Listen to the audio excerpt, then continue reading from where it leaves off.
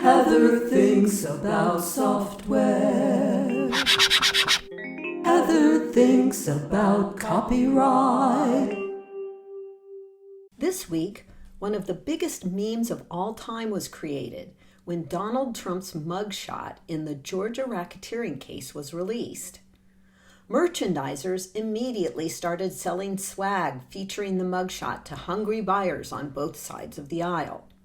Trump himself claimed to have raised millions for his upcoming presidential campaign in the course of a few days, due to the media frenzy over the mugshot. Maybe you are wondering what the Georgia racketeering charges are all about and how they will affect Trump's chances to win the next presidential election.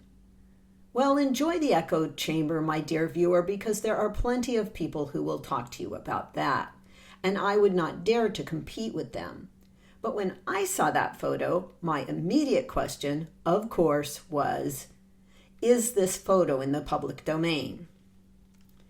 Now, in the U.S., we have a special rule, and it says that works produced by the U.S. government get no copyright protection. If a government agency like, say, NASA, creates a lovely photo of distant stars, it's in the public domain. The U.S. government can engage private contractors to create copyrightable works like, say, photos or software, and then transfer their rights to the government, so the government can own those copyrights. But works created by the government and its agencies are public domain. However, the same rule does not apply to U.S. state and local governments, which actually can own copyrights in the work they create. In fact, on this topic, the law varies widely among the states.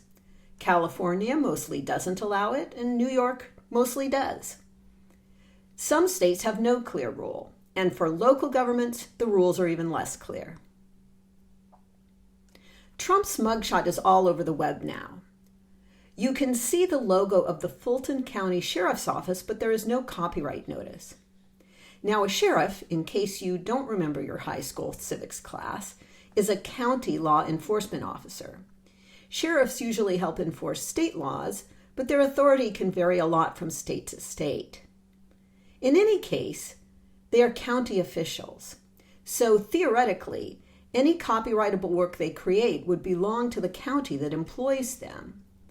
And the lack of a copyright notice makes no difference because for decades now, notices have not been a requirement to protect copyrights.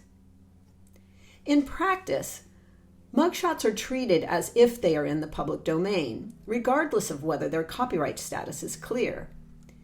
Some of you may remember a website called The Smoking Gun, which was one of the classic websites in the early days of the web. It posted mugshots and arrest reports of celebrities. It was a landmark because it made those records free for anyone to see. By the way, before the web, you couldn't really do that. Particularly for political figures, there is a strong fair use argument allowing the use of mugshot photos even if they are subject to copyright protection. Arguably, a lot of the use of Trump's mugshot is bound to be political commentary, by the red and by the blue, and political commentary is the quintessential basis for fair use. Also, it could be argued that a mugshot does not deserve any copyright protection because it is intended for identification purposes only.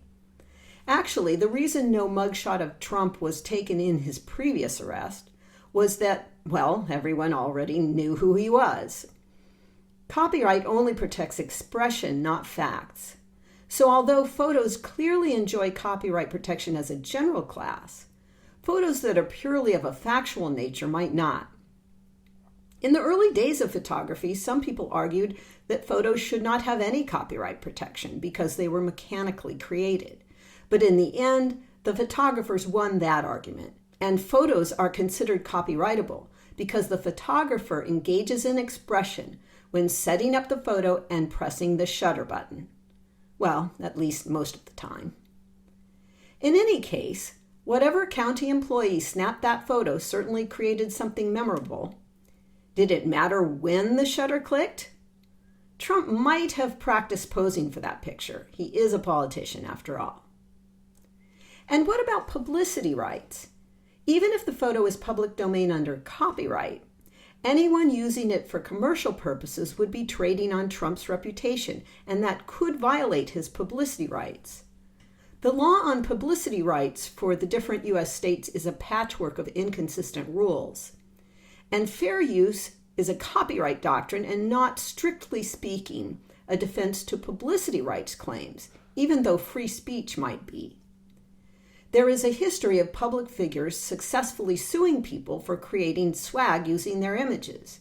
In fact, one of the most famous U.S. cases about publicity rights was brought by the Martin Luther King Jr. estate against a company making plastic busts of Dr. King without approval of the estate. In that case, the court famously said that the publicity rights continued even after death. This case happened in the early 1980s and was fairly controversial at the time. In contrast, there is little question that a living celebrity can use a publicity rights claim to restrict creation of swag with his image. My question about the publicity rights will undoubtedly remain academic, given Trump, to put it as politely as possible, will certainly be happy to benefit from the additional attention, not to mention the campaign contributions that will result from the use of the mugshot on things like, well, mugs. And the copyright question is certainly also a moot point. But you have to wonder who clicked that picture, arguably creating one of the most notorious photos of all time. Liking and subscribing makes me think more. Heather thinks about copyright.